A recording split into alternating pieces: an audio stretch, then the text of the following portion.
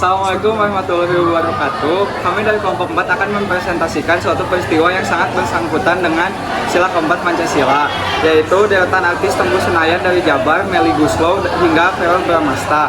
Selamat menyaksikan. Nama saya Indra akan menjawab pertanyaan nomor 1. Pertanyaannya, bagaimana kaitan antara sila keempat dengan UUD pasal 1 ayat 2 dan pasal 20A? Jawabannya, dalam sistem demokrasi perwakilan Indonesia, sila keempat Pancasila adalah landasan filosofi kedaulatan rakyat.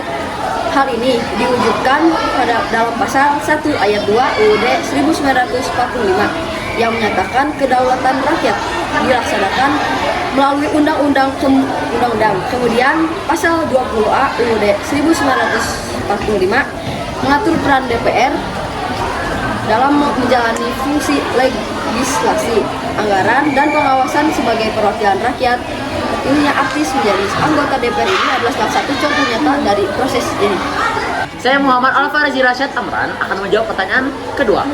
Pertanyaannya adalah, jelaskan pendapat kelompok kalian tentang artis yang menjadi anggota DPR. Menurut jawaban yang sudah kami rancang, secara keseluruhan tidak ada larangan bagi artis untuk menjadi anggota DPR. Namun yang terpenting adalah kompetensi dan komitmen individu setelah terpilih. Sebagai wakil rakyat, tugas mereka adalah memperjuangkan kepentingan masyarakat, bukan hanya mengandalkan popularitas.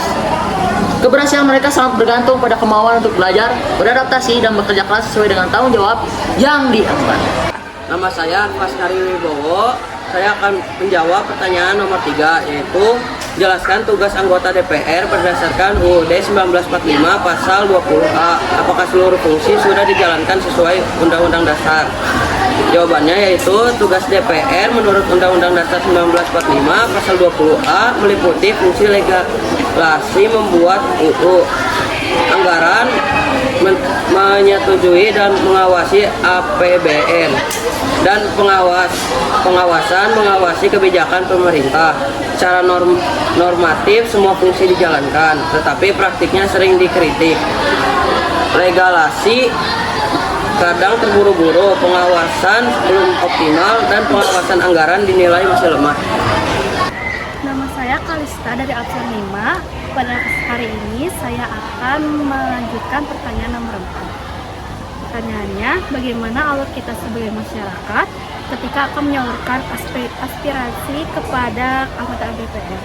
Jawabannya adalah masyarakat dapat menyalurkan aspirasi ke DPR melalui berbagai cara, seperti mengirim surat tertulis atau media digital, email, aplikasi pengaduan, lalu menghadiri rapat dengar pendapat umum RPDU, melaporkan saat kunjungan kerja reses anggota DPR, serta mengikuti forum sosialisasi, seminar, atau diskusi yang diselenggarakan oleh DPR. Nama saya Esta Pramudita Azalia dari absen 9. Nama saya Duti Salvia Kamilia dari absen 4. Dan kami akan menjawab pertanyaan nomor 5. Apakah kalian tertarik menjadi anggota DPR?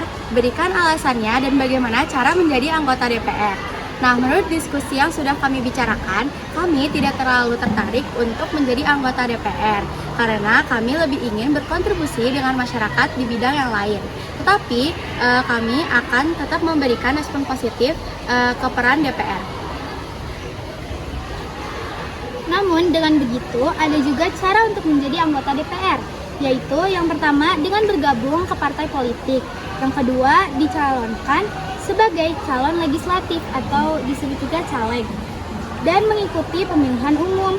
Jika mendapatkan suara yang cukup, maka bisa resmi menjadi anggota DPR sesuai dengan ketentuan Undang-Undang Dasar 1945.